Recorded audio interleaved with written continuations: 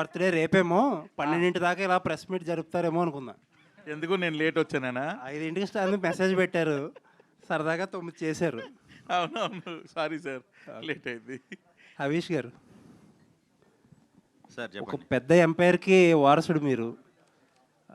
ఏంటి ఈ సినిమాల మీద ఇంకా ఇంట్రెస్ట్ ఏంటి? ఎప్పుడు బిజినెస్ టేక్ ఓవర్ చేయకుండా? అంటే నేను స్టార్ట్ చేసినప్పుడు ఎంపైర్ కాదండి, అది అది అనుకోకుండా ఎంపైర్ అయిపోయింది. నేను అంటే we always did what is right.